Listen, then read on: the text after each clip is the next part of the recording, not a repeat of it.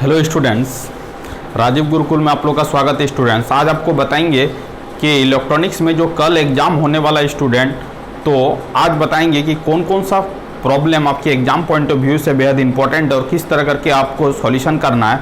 तो चलो एक एक करके देखते हैं स्टूडेंट। ऑब्जेक्टिव और सब्जेक्टिव दोनों प्रॉब्लम को एक एक करके कवर करेंगे स्टूडेंट। आप ध्यान दोगे तो आपको पूरी समझ में आएगा, ठीक है।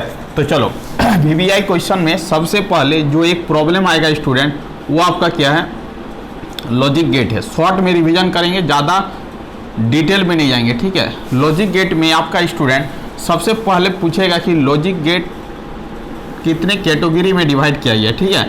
तो आपको बोलना है लॉजिक गेट आपका 3 कैटेगरी में डिवाइड किया गया स्टूडेंट। एक आपका क्या होगा, बेसिक गेट होगा। चलो नोट करते जाओ और मेरे साथ रिवीजन करो। बेसिक गेट में आपका होगा स्टूडेंट और गेट होगा, एक आपका क्या होगा, एंड गेट होगा, और आपका क्या होगा, नॉट गेट होगा। ये चीज़ आपको क्या करना है स्टूडेंट, याद रखना है, ठीक है।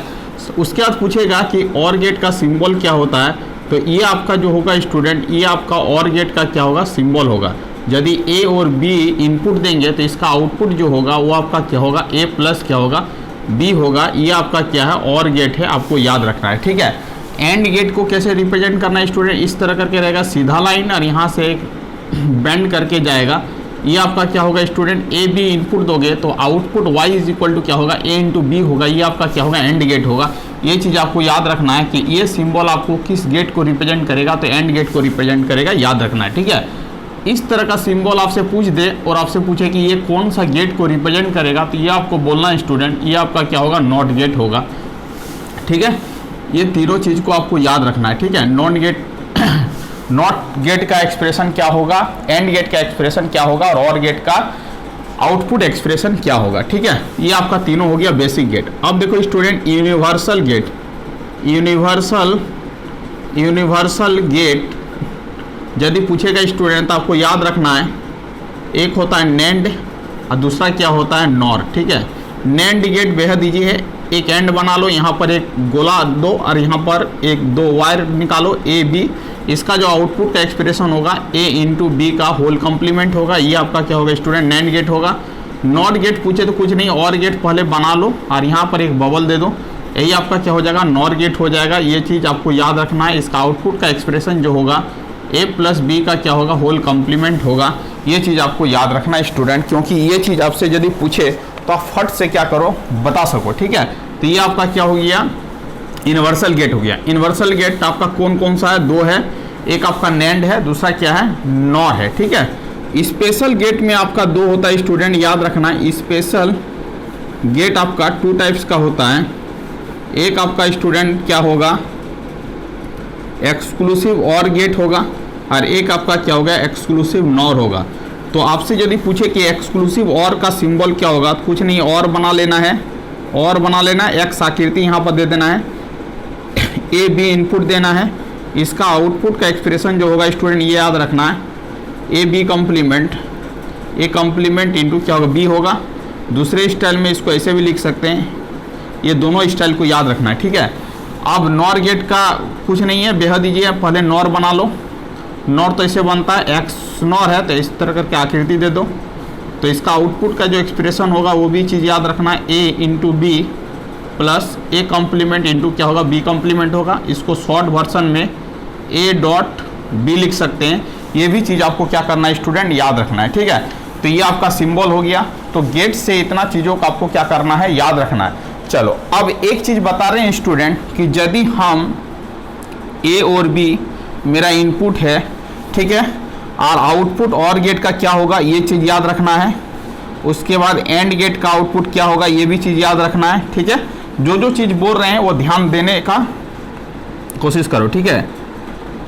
नैंड गेट का आउटपुट क्या होगा, नॉर गेट का आउटपुट क्या होगा, ठीक है। उसके बाद एक्स और का आउटपुट क्या होगा, उसके बाद एक्स नॉर का आउटपुट क्या होगा। एक के साथ सब चीज़ बता दे रहे हैं, ठीक है। ध्यान दो, पूरा समझ में आएगा, ठीक है। चलो 0 0 इनपुट दोगे, 0 1 होगा, 1 0 होगा, 1 1 होगा, ठीक है। अब देखो और गेट का जो एक्सप्रेशन होता है वो क्या होता है, ए प्लस क्या होता है, बी होता है, याद रखना है। एंड गेट का जो होता है ए इंटू क्या होता है, बी होता है, याद रखोगे। नैंड गेट का ए इंटू बी का कंप्लीमेंट होता है, नॉर गेट का ए प्लस बी का कंप्लीमेंट होता है, याद रखोगे। A B complement plus A complement B होता है, याद रखोगे। ए बी और क्या होता है, ए कंप्लीमेंट और बी कंप्लीमेंट होता है, इसको क्या करना है, याद रखना है, ठीक है, क्योंकि ये यदि पूछेगा तो आपको बता देना है। अब देखो और गेट में जब दोनों इनपुट 0 0 होगा तो 0 होगा और बाद बाकी सभी क्या होगा, 1 होगा, याद रखना है। एंड गेट में क्या होगा, एक भी 0 होगा तो आउटपुट क्या होगा, 0 होगा, याद रखना है, ठीक है। यहाँ पर क्या होगा, 1 होगा। नैंड गेट बहुत इजी है, जो एंड का आउटपुट आया उसको कंप्लीमेंट करके लिखना है। 0 का कंप्लीमेंट 1 होगा, 0 का कंप्लीमेंट 1 होगा, 0 का कंप्लीमेंट 1 होगा, 1 का कंप्लीमेंट 0 होगा। नॉर भी बेहद इजी है, और का कंप्लीमेंट करना, और यहाँ पर 0 है तो यहाँ पर 1 होना, बाद बाकी सभी 1 है तो बाद बाकी सभी क्या हो जाएगा, 0 हो जाएगा, याद रखना है, ठीक है। एक्सक्लूसिव और में जब दोनों इनपुट सेम रहेगा तो आउटपुट क्या होगा, 0 होगा, और जब दोनों इनपुट डिफर रहेगा तो आउटपुट क्या होगा, 1 होगा, ये चीज याद रखना है। एक्सक्लूसिव नॉर में जस्ट अपोजिट होता है, जब दोनों इनपुट सेम रहेगा तो आउटपुट क्या होगा, 1 होगा, जब दोनों इनपुट डिफर रहेगा तो आउटपुट क्या होगा, 0 होगा। ये टेबल आपको क्या करना है स्टूडेंट, याद रख लेना है, क्योंकि एग्जाम पॉइंट ऑफ व्यू से बेहद इंपॉर्टेंट है। चाहे आपका ऑब्जेक्टिव भी पूछा जा सकता है या सब्जेक्टिव भी पूछा जा सकता है, तो लॉजिक गेट से कुछ भी प्रॉब्लम आए तो इतने सारे पॉइंट से क्या हो जाएगा, कवर हो जाएगा, ठीक है। तो चलो इसको आप फटाफट कर लो कंप्लीट, क्योंकि ये आपके एग्जाम पॉइंट ऑफ व्यू से क्या है, बेहद इंपॉर्टेंट है, ऑब्जेक्टिव प्लस सब्जेक्टिव पॉइंट दोनों से। चलो ये पहला प्रॉब्लम आपका आएगा, तो सॉल्यूशन क्या करना है स्टूडेंट, इसी तरह करके करना है, ठीक है। चलो अब देखो दूसरा जो इंपॉर्टेंट प्रॉब्लम है उस पर हम लोग क्या करते हैं, फोकस करते हैं, ठीक।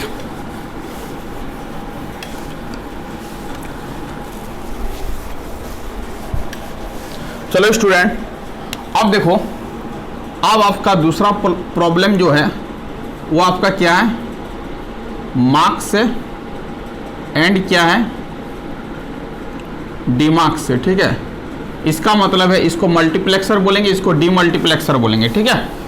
तो मार्क्स को हम लोग क्या बोलेंगे,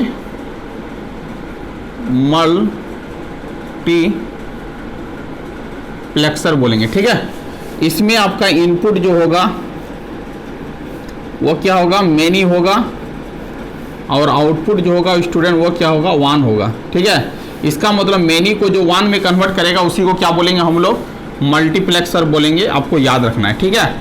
चलो अब देखो चीज़ों को समझते हुए आगे की ओर बढ़ते हैं। डाटा को सिलेक्शन करने के लिए हम लोग क्या करते हैं, डाटा का क्या करता है, ये आपका सिलेक्शन करता है, ये भी चीज़ याद रखना है स्टूडेंट। इसका जो कन्वर्सन होता है वो आपका क्या होता है, पैरेलल टू सीरियल कन्वर्सन होता है, ये भी चीज़ याद रखना है, ठीक है। मल्टीप्लेक्सर में आपका इनपुट जो होता है वो मेनी होता है, आउटपुट जो होगा 1 होगा। डाटा को सिलेक्शन करने के लिए इसका यूज करते हैं। इसका जो कन्वर्सन होता है पैरेलल टू सीरियल कन्वर्सन होता है, ये भी चीज़ याद रखना है। मल्टीप्लेक्सर आपका कॉम्बिनेशनल सर्किट है,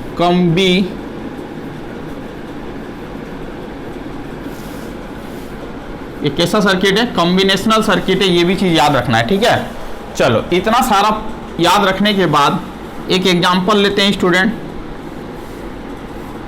ये आपका एग्जांपल है, ये आपका 4:1 क्या है, मार्क्स है, मतलब 4:1 मल्टीप्लेक्सर है। ये जो आपका होगा इनपुट होगा, तो इनपुट कितने लाइन है, 4 लाइन है, तो 4 लाइन ऐसे ड्रॉ करना है। ये आपका आउटपुट शो करेगा, आउटपुट आपका 1 लाइन है। सिलेक्शन लाइन को कैसे डिसाइड करोगे, तो 4 को ब्रेक करना 2 के फॉर्म में, तो 2 के पावर 2 करोगे तो वही आपका 4 होगा, और ये जो होगा पावर में वही आपका क्या होगा, सिलेक्शन लाइन होगा। तो सिलेक्शन लाइन क्या हो जाएगा, 2 हो जाएगा। एक का नाम देंगे S0, दूसरा का नाम देंगे S1, याद रखोगे एग्जाम में बेहद इंपॉर्टेंट है, ठीक है। इस लाइन को हम लोग I0 बोलेंगे, इस लाइन को I1, इस लाइन को हम लोग I2 बोलेंगे, इस लाइन को क्या बोलेंगे, I3 बोलेंगे, ठीक है। तो ये आपका क्या होगा, एग्जाम्पल हो जाएगा, किसका एग्जाम्पल हो जाएगा, 4:1 मल्टीप्लेक्सर का एग्जाम्पल हो जाएगा। यदि आपको बताएगा कि 4:1 मल्टीप्लेक्सर को समझाओ, या तो मल्टीप्लेक्सर के ऊपर शॉर्ट नोट आएगा, तो इतना सारा पॉइंट लेना है, एक एग्जाम्पल देके उसको डिटेल में क्या करना, समझा देना है, ठीक है।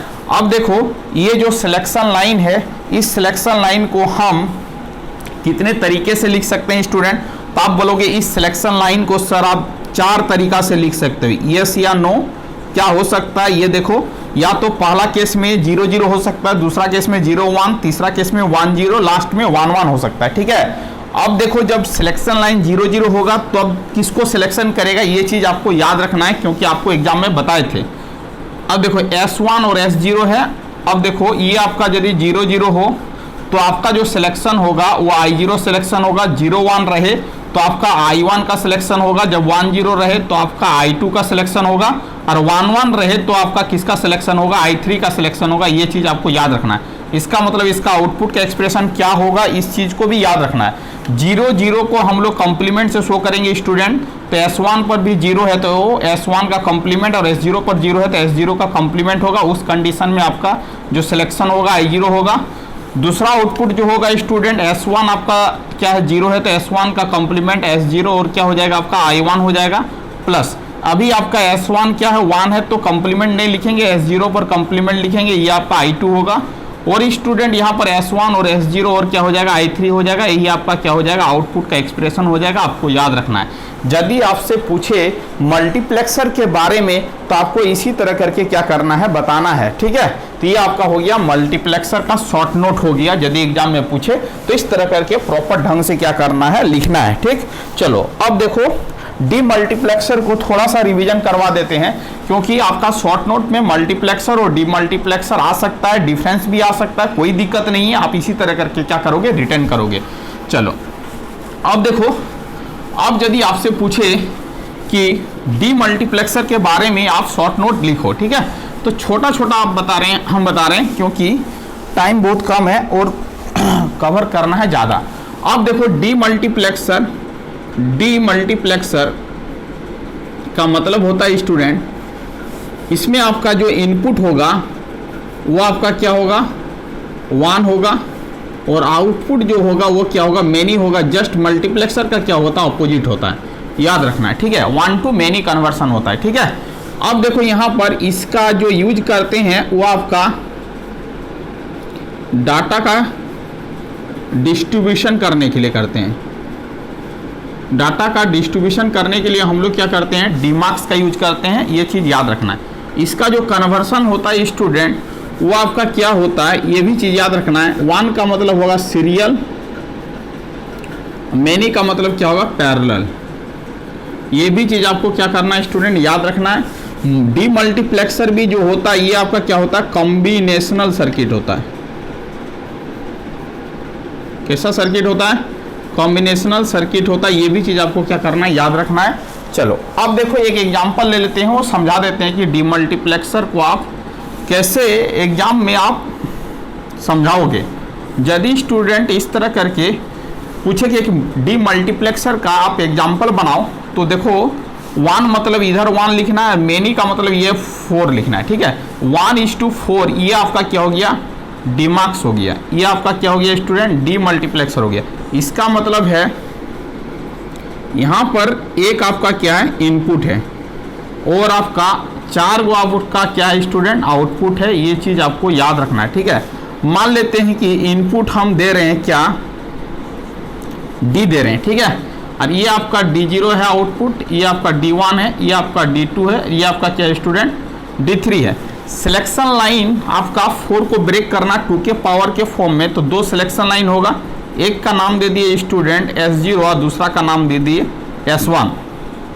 ये चीज़ आपको क्या करना है, याद रखना है। ठीक है, अब देखो, अब चीज़ों को समझो स्टेप बाय स्टेप। ठीक, अब इसका टेबल को कैसे ड्रॉ करोगे उस चीज़ को आपको फोकस करना है। ठीक है स्टूडेंट, ये आपका S1 S0 है। ठीक, और यहाँ पर आपका आउटपुट जो होगा वो आपका क्या हो जाएगा, D3 हो जाएगा। एक आपका क्या हो जाएगा, D2 हो जाएगा स्टूडेंट। एक आपका D1 हो जाएगा, और एक आपका क्या हो जाएगा, D0 हो जाएगा। ठीक है, ये चीज़ याद रखना है। ये आपका क्या है, आउटपुट है स्टूडेंट, और ये आपका क्या है, इनपुट है। जब सिलेक्शन लाइन आप 0 0 दोगे तो आपका जो डाटा, ये D डाटा कहाँ पर पहुँचेगा, D0 पर पहुँचेगा। ठीक है, ये चीज़ याद रखना। तो D0 कहाँ पहुँच जाएगा, D पर पहुँच जाएगा, बाद बाकी सभी क्या होगा, 0 होगा। याद रखोगे, एग्जाम पॉइंट ऑफ व्यू से बेहद इंपॉर्टेंट। जब ये 0 1 होगा जब ये 0 1 होगा तो ये डाटा कहाँ जाएगा, D1 पर जाएगा। इसका मतलब D1 पर D जाएगा जो इनपुट है, तो ये D हो जाएगा, ये बाद बाकी सब क्या हो जाएगा, 0 हो जाएगा। याद रखोगे जब स्टूडेंट आप 1 0 दोगे तो आपका ये इनपुट आपका कहाँ जाएगा, D2 पर जाएगा। इसका मतलब D2 पर D होगा और बाद बाकी सभी क्या होगा, आपका 0 होगा। ये पॉइंट को याद रखना है, ठीक है। और जब 1 1 दोगे तो ये D इनपुट आपका कहाँ जाएगा, D3 पर जाएगा। तो D3 पर D लिखना, बाद बाकी सभी को क्या करना है, 0 करना है। ये आपका टेबल होना बहुत जरूरी है, क्योंकि एग्जाम पॉइंट ऑफ व्यू से यही आपका क्या है, बेहद इंपॉर्टेंट है, ठीक है। चलो ये आपका इनपुट आउटपुट टेबल हो गया। और यदि आउटपुट का वैल्यू को यदि लिखना चाहते हो तो आप लिख सकते हो कि D0 का आपका आउटपुट वैल्यू क्या होगा। देखो D0 पर आपका आउटपुट तभी मिल रहा है जब S1 क्या है, तो S1 0 है तो कंप्लीमेंट से शो करेंगे, और S0 भी आपका 0 है तो कंप्लीमेंट से शो करेंगे। उस कंडीशन में आपको क्या मिलेगा, D मिलेगा, ठीक है। अब देखो यहाँ पर क्या लिखेगा स्टूडेंट, यहाँ पर आपका S1 क्या हो जाएगा, कंप्लीमेंट हो जाएगा, S0 विदाउट कंप्लीमेंट हो जाएगा, यहाँ पर क्या होगा, D होगा।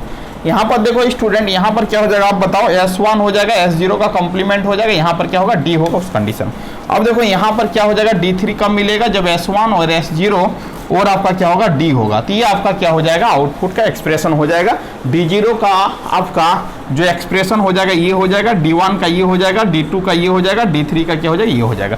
यदि आपसे पूछे कि डीमल्टीप्लेक्सर के बारे में आपको शॉर्ट नोट लिखना है तो आपको क्या करना है स्टूडेंट, इसी तरह करके आपको क्या करना है, पूरा प्रॉपर ढंग से क्या करना है, रिटर्न कर देना है, ठीक है। क्योंकि ये आपके लिए बेहद इंपॉर्टेंट है, ठीक है। मल्टीप्लेक्सर हो गया, डीमल्टीप्लेक्सर भी हो गया। चलो नंबर सिस्टम तो बहुत बार बता चुके हैं, उसमें ज़्यादा परेशानी नहीं होगा। यदि कोई नंबर का कन्वर्सन करने के लिए पूछेगा तो आपको क्या करना है, बता देना है स्टेप बाय स्टेप, ठीक है। चलो अब देखो स्टूडेंट, यदि डिमॉर्गन थ्योरम पूछे,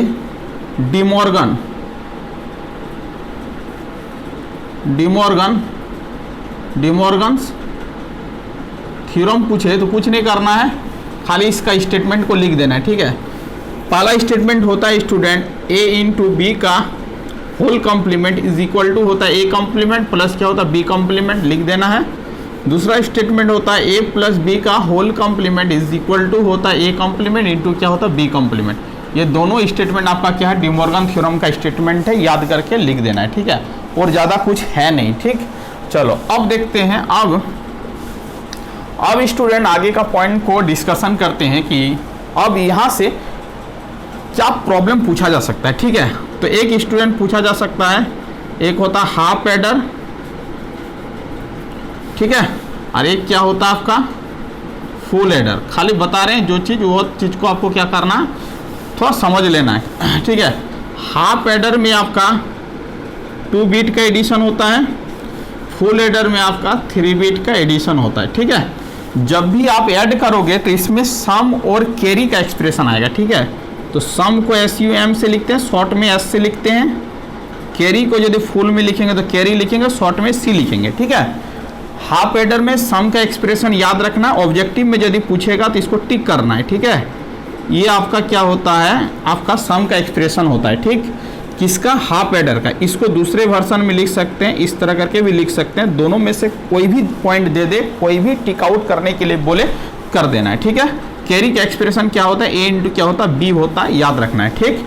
चलो फुल एडर में 3 बिट का एडिशन होता है, इसका सम का एक्सप्रेशन क्या होता है, कुछ नहीं, बेहद ईजी है, ध्यान दे के समझो। यहाँ पर A एक्सोर B है, यहाँ पर सम का जो एक्सप्रेशन होगा A एक्सोर B एक्सोर क्या होगा, C होगा, क्योंकि 3 बिट का एडिशन हो रहा है इसीलिए A एक्सोर B एक्सोर क्या होगा, C होगा। यहाँ पर 2 बिट का एडिशन हो रहा है इसलिए A एक्सोर B हुआ, यहाँ पर 3 बिट का एडिशन हो रहा है तो इसीलिए A एक्सोर B एक्सोर क्या होगा, C होगा, याद रखोगे इसी तरह करके।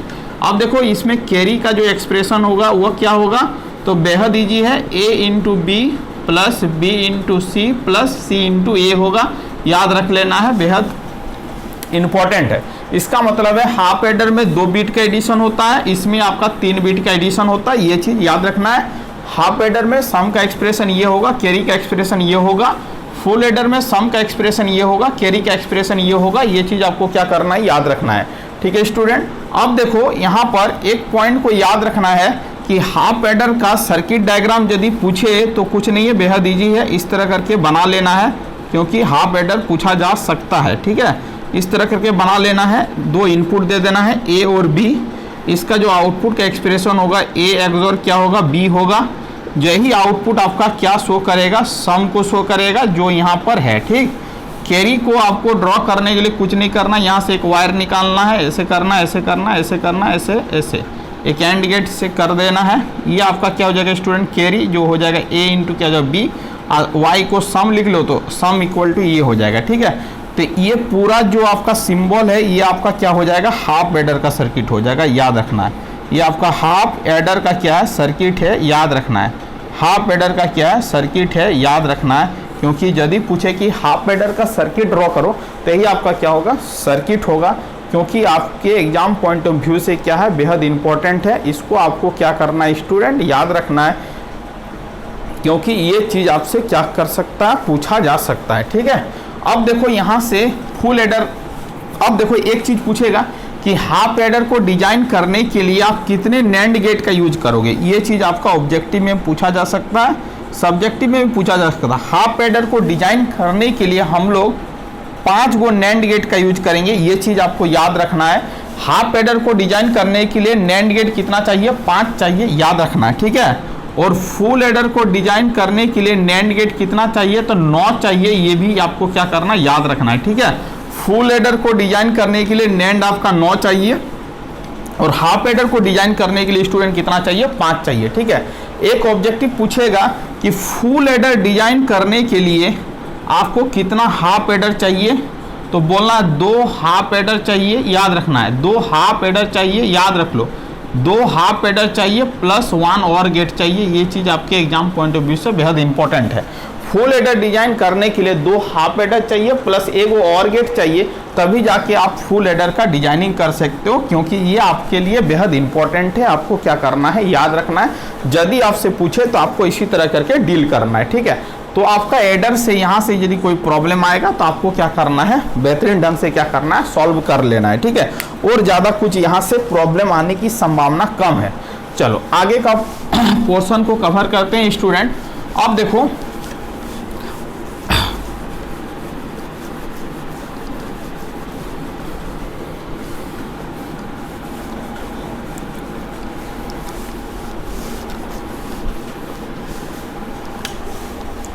अब देखो, चलो अनदर प्रॉब्लम क्या पूछा जा सकता है, प्रॉब्लम नंबर 4 डिस्कशन करते हैं स्टूडेंट। ठीक है, क्या पूछेगा, एकदम टू द पॉइंट बता रहे हैं। यदि पूछेगा तो रेक्टिफायर सर्किट पूछा जा सकता, बहुत बार पूछा गया। रेक्टिफायर कुछ नहीं करना है, रेक्टिफायर एक प्रकार का बेसिकली डिवाइस है जो AC signal converted pulsating DC signal. ठीक है, रेक्टिफायर बेसिकली क्या करता है, एसी सिग्नल को कन्वर्ट करता है पल्सेटिंग डीसी में। याद रखोगे कहीं कि ये पूछा जा सकता है। ठीक है, अब देखो रेक्टिफायर बेसिकली आपका जो होता है वो 2 तरह का होता है, एक होता है हाफ वेव और दूसरा क्या होता है, फुल वेव। चलो हाफ वेव, एक होता है स्टूडेंट हाफ वेव। ठीक है, चलो हाफ वेव रेक्टिफायर आपसे एग्जाम में पूछा जा सकता है, काहे कि ये बहुत बार पूछा गया है। ठीक है, हाफ वेव रेक्टिफायर। ठीक, चलो हाफ वेव रेक्टिफायर में क्या होता है स्टूडेंट, सबसे पहले इसका सर्किट डायग्राम को समझना है। ठीक है, ये आपको एग्जाम में पूछे तो आपको ड्रॉ करना है। ठीक है, चलो इस तरह करके एक सिंबल बनाना है, इसमें एक ही डायोड का यूज करते हैं, ये भी चीज़ आपको याद रखना है स्टूडेंट। और ये आपका क्या है, लोड है, ये आपका डायोड है।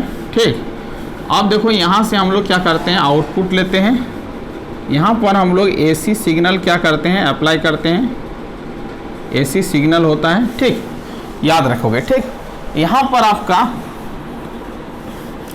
इसका ऑपरेशन तो बार बार बता चुके हैं। इस तरह करके हम लोग क्या करते हैं, इनपुट देते हैं, ये VM होता है स्टूडेंट, ये आपका -VM होता है, ये 0 होता है, ये पाई होता है, ये आपका 2 पाई होता है, ये आपका 3 पाई होता है, ये आपका क्या होता है 4 पाई होता है, ये आपका क्या होता है ओमेगा टी होता है। ठीक है, एसी सिग्नल है, ये प्लस होता है, ये माइनस, ये प्लस, ये क्या होता है माइनस होता है। जब प्लस वेव फॉर्म पास करेगा तो ये डायोड ऑन होगा तो आउटपुट मिलेगा, जब ये माइनस वेव फॉर्म इसके थ्रू पास करेगा तो डायोड आपका ऑफ हो जाएगा और ऑफ होने के कारण आपको आउटपुट नहीं मिलेगा। ठीक है, इसमें दो केस होगा।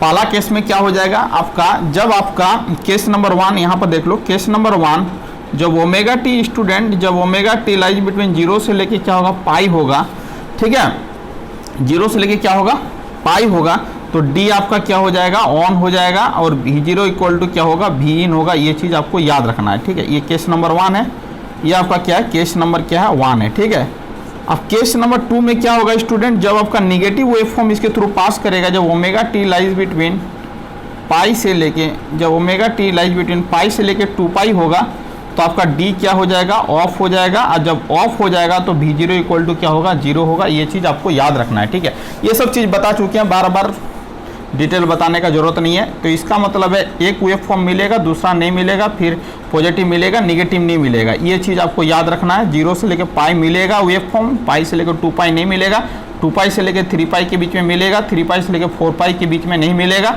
ये चीज़ आपको याद रखना है स्टूडेंट, क्योंकि एग्जाम में आपसे पूछेगा तो आपको बता देना है। ठीक है, तो ऊपर वाला जो है इनपुट वेव फॉर्म है, ये आपका इनपुट वेव फॉर्म है, और नीचे वाला क्या है आउटपुट वेव फॉर्म है। इस तरह करके आपका आउटपुट मिलेगा। ठीक है, ये आपका हाफ वेव रेक्टिफायर है। ओनली पॉजिटिव हाफ को ही क्या करेगा रेक्टिफायर करेगा और निगेटिव हाफ को ब्लॉक कर देगा, इसीलिए इसका नाम जो पड़ा है हाफ वेव रेक्टिफायर पड़ा है, इसको याद रखना है। ठीक है, चलो अब ऑब्जेक्टिव पॉइंट ऑफ व्यू से क्या क्या इंपॉर्टेंट है उस चीज़ पर हम फोकस करते हैं, काहे कि आपको ऑब्जेक्टिव ही प्रॉब्लम को सॉल्व करना है यदि आपको ऑब्जेक्टिव दे दे 2 नंबर का। तो चलो यहाँ पर लिखते हैं स्टूडेंट हाफ वेव रेक्टिफायर। ठीक है, चलो और यहाँ पर लिखते हैं फुल वेव रेक्टिफायर। ठीक है, full wave rectifier centre tap याद रखना है। ठीक है, जो जो पॉइंट लिखा रहे हैं एग्जाम में बेहद इंपॉर्टेंट है। और एक है ब्रिज रेक्टिफायर, तीनों को बता रहे हैं। चलो अब देखो स्टूडेंट, आपसे एग्जाम में क्या क्या चीज़ पूछेगा उस चीज़ को आप ध्यान से समझने का कोशिश करो। ठीक है, अब देखो हाफ वेव रेक्टिफायर में आपसे पूछेगा कि हाफ वेव रेक्टिफायर में आप कितने डायोड का यूज करोगे, तो बोलना 1, फुल वेव सेंटर टेप में 2, ब्रिज में क्या होगा 4। ऑब्जेक्टिव पूछेगा तो इसको याद रखना है। हाफ वेव में 1 diode, full wave centre tap में 2, ब्रिज में 4। ठीक, चलो अब आपसे पूछेगा स्टूडेंट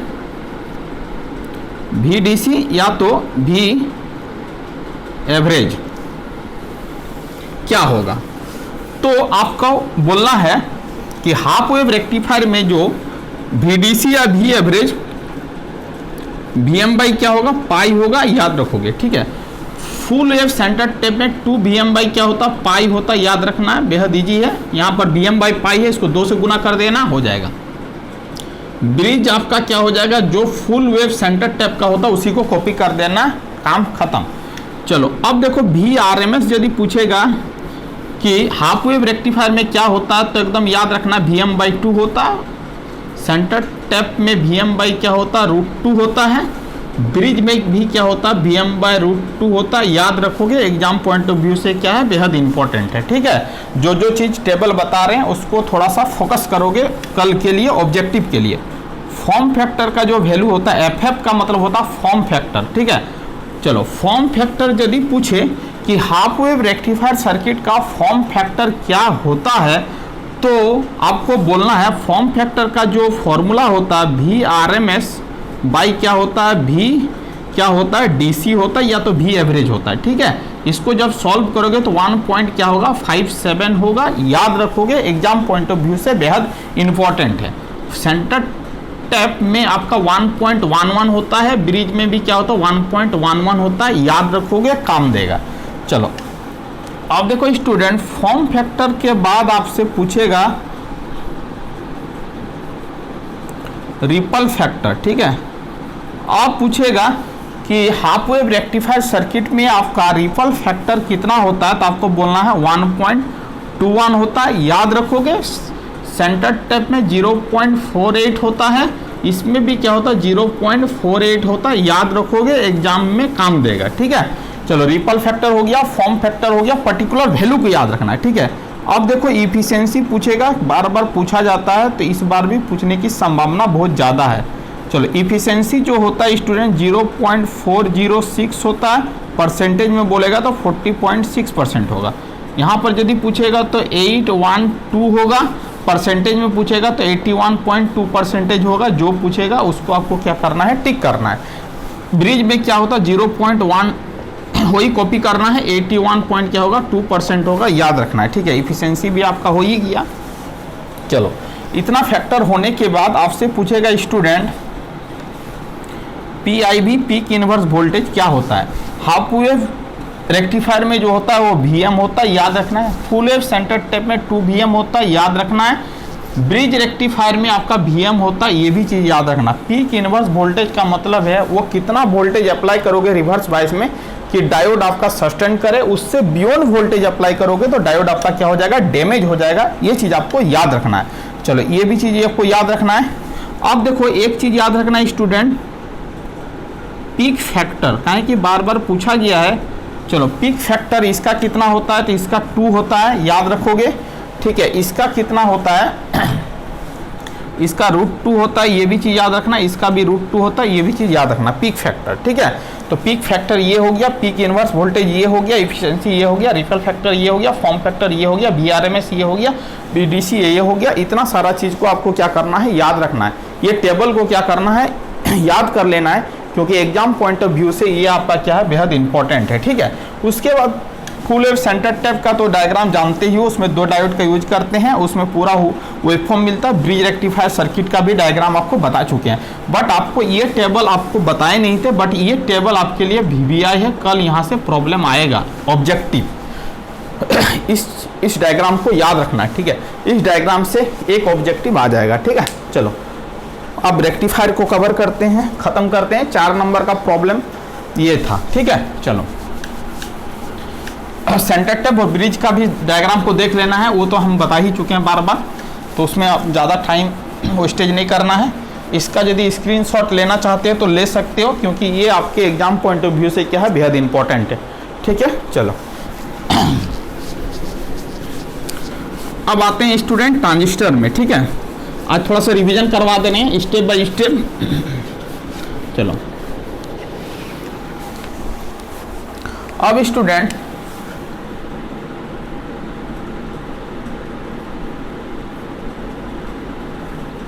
देखो, ट्रांजिस्टर में आपका क्या होता है, बेसिकली 2 तरह का ट्रांजिस्टर होता है, याद रखना है।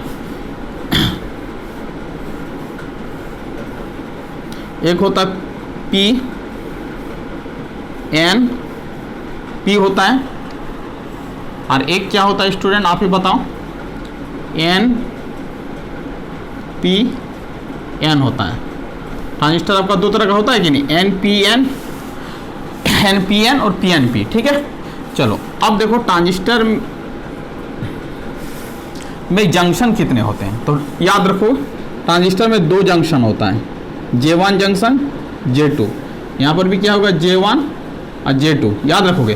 तो ट्रांजिस्टर में जंक्शन 2 होगा, और टर्मिनल पूछेगा कितना होगा ट्रांजिस्टर में, तो याद रखना है ट्रांजिस्टर में आपका 3 गो टर्मिनल होता है। एक होता है इमीटर, एक होता है बेस, और एक क्या होता है कलेक्टर। एक होता है इमीटर, एक क्या होता है बताओ, एक होता है बेस, और एक क्या होता है कलेक्टर, याद रखोगे, ठीक है।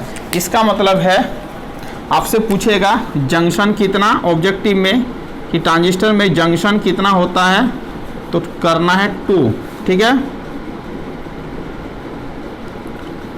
टर्मिनल कितना, तो बोलना है 3, ठीक है। कौन कौन सा, E का मतलब इमीटर, B का मतलब बेस, C का मतलब क्या, कलेक्टर, याद रखोगे, ठीक है। ताकि ये सब पूछा जा सकता है, ठीक है। ऑब्जेक्टिव में पूछेगा ट्रांजिस्टर में आपका 3 टर्मिनल है, इमीटर है, बेस है और कलेक्टर है। सबसे ज़्यादा डोपिंग किसका होता है, तो सीरीज याद रखना है, इमीटर का डोपिंग सबसे ज़्यादा होगा, उसके बाद क्या होगा, कलेक्टर का होगा, उससे सबसे कम डोपिंग जो होता है वो बेस का होता है, याद रखना है, ठीक है। ऑब्जेक्टिव पूछेगा सबसे ज़्यादा डोपिंग किसका होता है, टिक करना इमीटर में, सबसे कम बेस में। एरिया सबसे ज़्यादा किसका होता है, तो बोलना है सबसे ज़्यादा एरिया कलेक्टर का होता है, उसके बाद किसका होता है, इमीटर का होता है, सबसे कम एरिया किसका होता है, बेस का होता है। बेस सबसे क्या होता है, पतला होता है, थिन होता है। ये चीज़ आपको क्या करना है, याद रखना है, ठीक। चलो और क्या पूछेगा यहाँ से पूछेगा कि सिंबल, यदि ऑब्जेक्टिव में पूछ दे सिंबल, ठीक है, तो ये याद रखना है, इस तरह करके एक डायग्राम बनाना है, सेम डायग्राम बनाना है, एक एरो को बाहर की तरफ एक अंदर की तरफ, ऐसे कर देना है। ठीक, देखो ऊपर वाला को बोलना है कलेक्टर, नीचे वाला को बोलना इमीटर और मिडिल वाला को बोलना बेस। ठीक, इसको बोलना बेस, इसको क्या बोलना है इमीटर, इसको क्या बोलना है कलेक्टर। याद रखना है, भूलना नहीं है। ठीक है, चलो इतना दुख तो सेम है। चलो ये आपका क्या होगा, ये आपका P होगा, ये आपका N होगा। यदि ये N होगा तो ये N होगा, इसका मतलब ये जो सिंबल होगा स्टूडेंट NPN होगा। ये आपका क्या होगा P, ये आपका N होगा, ये P तो ये भी P होगा। तो ये जो सिंबल होगा वो आपका क्या हो जाएगा PNP हो जाएगा, और ये आपका क्या हो जाएगा NPN हो जाएगा। ये दोनों सिंबल को क्या करना है, याद रखना है, एग्जाम में पूछा जा सकता है, तो आपको क्या करना है टिक कर देना है। ठीक, चलो अब देखो, अब यहाँ से कुछ कुछ चीज पूछेगा। ट्रांजिस्टर में आपका कॉन्फ़िगरेशन कितने तरह का होता है, कॉन्फ़िगरेशन, ट्रांजिस्टर का कॉन्फ़िगरेशन पूछेगा। तो एक होता है आपका स्टूडेंट कॉमन बेस, एक होता है कॉमन इमीटर, एक क्या होता है कॉमन कलेक्टर। याद रखेगा, CB का मतलब होता है कॉमन बेस, C का मतलब होता है कॉमन इमीटर, CC का मतलब होता है कॉमन कलेक्टर। ठीक है, इससे जो करंट गेन होगा वो अल्फा होगा, इससे जो करंट गेन होगा वो बीटा होगा, इससे जो करंट गेन होगा वो क्या होगा गामा होगा। अल्फा जो होता है वो क्या होता है करंट गेन होता है। याद रखोगे, शॉर्ट में बता रहे करंट गेन होता है। तो किसका गेन क्या रेशियो क्या होगा, तो बोला कलेक्टर करंट और इमीटर करंट का जो रेशियो होगा उसको अल्फा बोलेंगे। बीटा जो होगा वो भी करंट गेन ही होगा, बट रेशियो क्या होगा याद रखना, collector current dividing base current का जो रेशियो होता है वो बीटा होता है। और गामा जो होता है स्टूडेंट वो भी करंट गेन होता है, बट ये जो होता है इमीटर करंट और बेस करंट का क्या होता है रेशियो होता है। ठीक है, याद रखना है। ठीक है, तो जो अल्फा जो आता है वो आपका कॉमन बेस कॉन्फ़िगरेशन से आता है, बीटा जो होता है कॉमन इमीटर कॉन्फ़िगरेशन से, और ये आता है कॉमन कलेक्टर कॉन्फ़िगरेशन से। ठीक है, याद रखोगे, एग्जाम पॉइंट ऑफ व्यू से बेहद इंपॉर्टेंट अल्फा बीटा गामा का ये फॉर्मूला होता है, ऑब्जेक्टिव भी पूछा जा सकता है। एक चीज़ याद रखना स्टूडेंट, इमीटर करंट जो होता है वह कलेक्टर करंट और बेस करंट का क्या होता है सम होता है। ये चीज़ आपको याद रखना है। आई का मतलब करंट, ई का मतलब emitter, emitter current is equal to collector current plus क्या होता है बेस करंट। ये भी चीज़ आपसे पूछा जा सकता है, ये भी चीज़ आपको क्या करना है स्टूडेंट याद रखना है। ठीक है, चलो अब देखो फटाफट रिलेशन बता दे रहे हैं, अल्फा बीटा और गामा में क्या रिलेशन होता है याद रखना। ऑब्जेक्टिव पूछेगा, बीटा इज इक्वल टू होता है alpha dividing by 1 minus alpha होता है। ये रिलेशन को एकदम घोर के पी जाना है। अल्फा इज इक्वल टू होता है beta dividing by beta plus 1 होता है, ये भी घोर के पी जाना है। गामा इज इक्वल टू होता है स्टूडेंट बीटा प्लस क्या होता है 1, इसको भी क्या करना घोर के पी जाना है। ये तीनों रिलेशन आपके एग्जाम पॉइंट ऑफ व्यू से क्या है बेहद इंपॉर्टेंट है, याद रखोगे। ठीक है, चलो यहाँ पर दो जंक्शन होता है, एक जंक्शन होगा आपका इमीटर बेस जंक्शन और एक जंक्शन जो होगा स्टूडेंट कलेक्टर बेस जंक्शन होगा। याद रखना है दो नाम, इमीटर बेस कलेक्टर बेस, दो जंक्शन है। ये आपका क्या है जंक्शन है। जब डायोड का P और N मिलेगा तो एक जंक्शन निर्माण करेगा, और जब N और P मिलेगा तो ऊपर भी एक जंक्शन निर्माण करेगा, दो जंक्शन होगा, याद रखना है। ठीक है, चलो यहाँ तक आपको क्या करना है फटाफट रिवीजन कर लेना है, क्योंकि ये आपसे पूछा जा सकता है। चलो आगे बढ़ते हैं फटाफट। अब यहाँ से कुछ उतना कुछ खास नहीं है, ये चीज़ आपको याद रखना है। ठीक, और ज़्यादा डिटेल में नहीं जाएंगे क्योंकि वीडियो बहुत लॉन्ग हो जाएगा। ठीक, तो ट्रांजिस्टर से यदि प्रॉब्लम आएगा तो ये सब चीज़ों को आपको क्या करना है याद रख लेना है। ठीक, चलो अब आते हैं क्या होगा 4 नंबर के 5 नंबर, 4 तो हो ही गया लगता, 5 होगा। ये 5 नंबर में ऑपरेशनल एम्पलीफायर, एकदम ये तो बार बार बता चुके हैं एकदम डिटेल में, ऑपरेशनल एम्पलीफायर। ठीक है, ऑपरेशनल एम्पलीफायर में कुछ भी नहीं है स्टूडेंट, फटाफट बना देना है इन्वर्टिंग। चलो इन्वर्टिंग का डायग्राम क्या होता है, माइनस होता है या प्लस होता है। चलो यहाँ पर क्या होता है, यहाँ पर इनपुट रेजिस्टेंस होता है, यहाँ पर वोल्टेज देते हैं VI, ये आपका फीडबैक रेजिस्टेंस है, वो आपका क्या है बताओ RF, ये आपका क्या है आउटपुट है। ठीक है, ये टर्मिनल क्या होता है ग्राउंड। ठीक, इसका नाम क्या है इस फिगर का, बोलना है इन्वर्टिंग ऑपरेशनल एम्पलीफायर शॉर्ट में लिख रहे हैं, ठीक। चलो इसका आउटपुट का एक्सप्रेशन भी जीरो इक्वल टू क्या बताए थे, माइनस आर एफ बटा आर इन गुना क्या होगा, भी इन होगा। ये चीज़ आपको क्या करना है, याद रखना है, ठीक है। इसमें इनपुट और आउटपुट के बीच में जो फेज शिफ्ट होता है ये भी चीज़ बताए थे, कितना होता है फेज शिफ्ट जो होता है 180 डिग्री होता है फेज शिफ्ट। फेज शिफ्ट कितना होता है 180 डिग्री का होता है, बस याद रखोगे, डिटेल में तो बता ही चुके हैं, ठीक है। ये एप्लीकेशन है। चलो दूसरा में स्टूडेंट, दूसरा एप्लीकेशन क्या है आपका,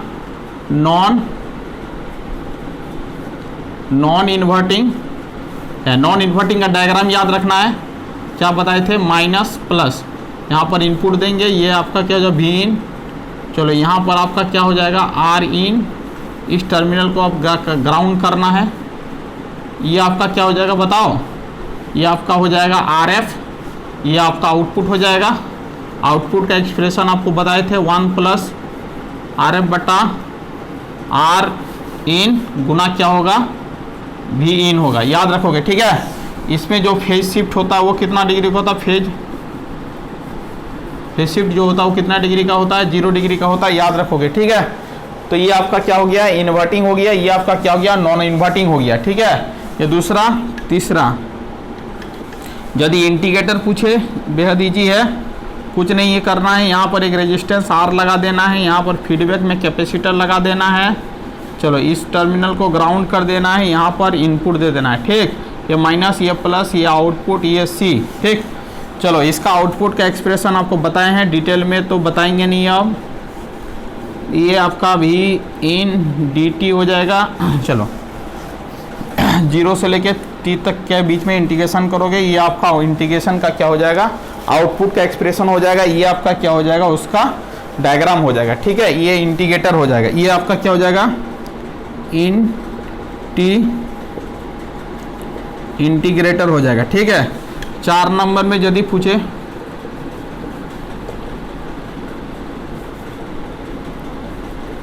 डिफरेंशिएटर ऑपरेशनल, कुछ नहीं करना है, बेहद इजी है।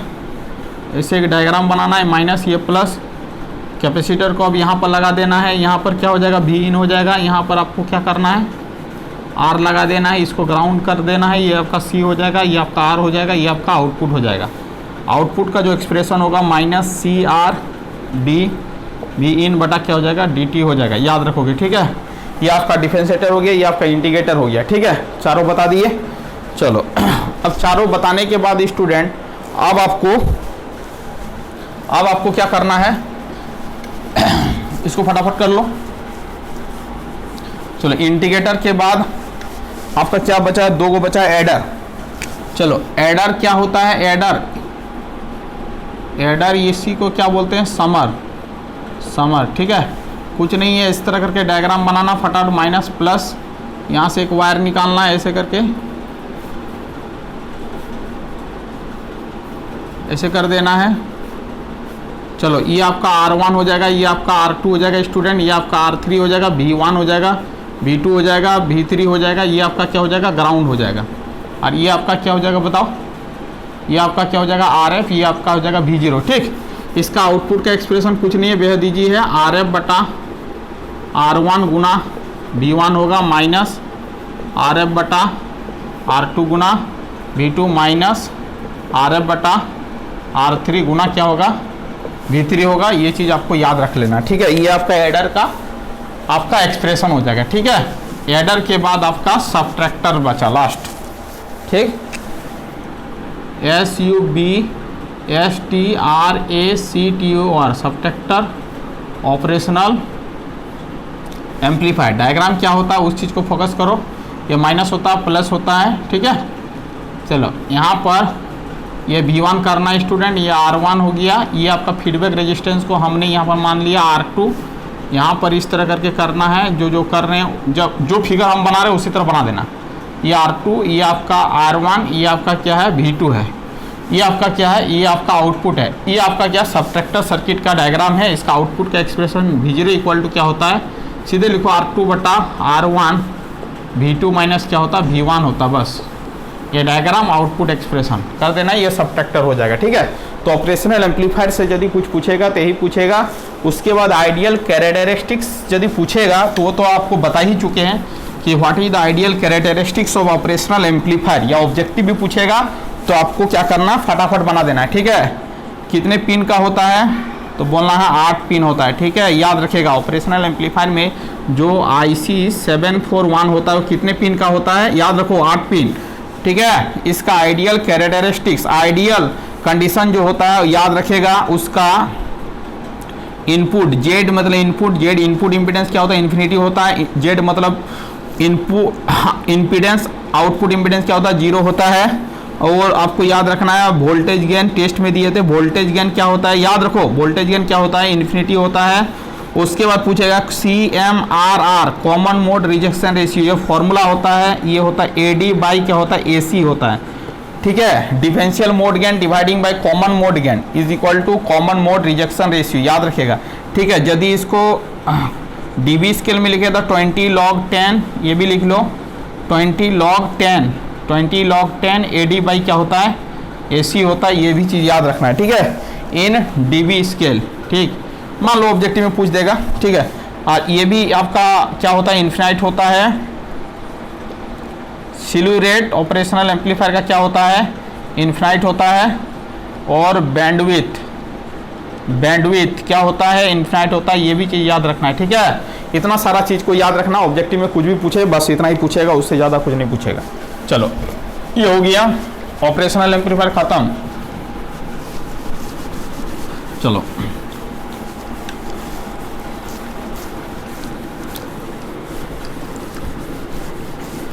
उसके बाद यदि पूछेगा स्टूडेंट आपका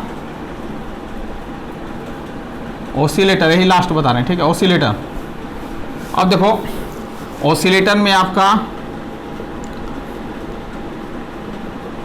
क्वींस ब्रिज और RC फेज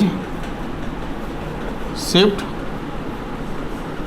ऑसिलेटर, दो ऑसिलेटर को आपको पढ़ लेना है, ठीक है। क्वींस ब्रिज और RC फेज शिफ्ट ऑसिलेटर, ठीक। चलो ये दोनों को कंप्लीट कर लेना है। ऑसिलेशन का बारकर्सन क्राइटेरिया का होता है, ये भी याद रखना है। लूप गेन क्या होना चाहिए, इक्वल टू 1 होना चाहिए। लूप गेन का मतलब होता है A beta is equal to क्या होना चाहिए, 1 होना चाहिए। ऑसिलेशन का पहला कंडीशन है, पूछेगा। दूसरा कंडीशन है एंगल जो होना चाहिए 0 डिग्री या तो 360 डिग्री का मल्टीपल होना चाहिए। ये दोनों कंडीशन को याद रखना, ये इसी को बारकर्सन क्राइटेरिया, ठीक है। एंगल 0 या 360 का मल्टीपल होना चाहिए। लूप गेन जो होना चाहिए वो आपका 1 होना चाहिए। ये दोनों कंडीशन सेटिस्फाइड करेगा तभी जाके क्या होगा, ऑसिलेशन होगा, याद रखेगा। तभी जाके क्या होगा, ऑसिलेशन होगा, अदरवाइज ऑसिलेशन नहीं होगा, ठीक है। क्वींस ब्रिज ऑसिलेटर का फ्रीक्वेंसी का जो एक्सप्रेशन होता है ये भी चीज़ याद रख लो, 1/2 पाई RC हर्ट्ज होता है। ये किसका होता है, यदि ऑब्जेक्टिव पूछे क्वींस ब्रिज का ये फॉर्मूला डायरेक्ट याद रखो, डिराइव करना नहीं है, ठीक है। और RC फेज शिफ्ट का कुछ नहीं है, इसी को कॉपी करो और एक एक्स्ट्रा चीज़ √6 से भाग दे दो, हो गया। ये आपका हो गया RC फेज शिफ्ट, इतना चीज़ याद रखना बस। सर डायग्राम को थोड़ा देख लेना है। तो ऑसिलेशन से यदि कोई आएगा प्रॉब्लम तो यही आएगा बारकर्सन क्राइटेरिया, ये 2 क्राइटेरिया होता है, याद रखेगा। लूप गेन 1 होना चाहिए, एंगल 0 360 का मल्टीपल होना चाहिए। क्वींस ब्रिज का फ्रीक्वेंसी का फॉर्मूला 1/2 पाई RC होता है और आपका RC फेज शिफ्ट का फ्रीक्वेंसी का फॉर्मूला 1/2 पाई RC √6 होता है। इतना सारा प्रॉब्लम को रिवीजन करके जाना है और माइक्रो प्रोसेसर तो पहले बता ही चुके हैं, इतना सारा प्रॉब्लम। और आपका बेसिक में आपका इंट्रेंसिक एक्सटेंसिव वो तो बता ही चुके हैं।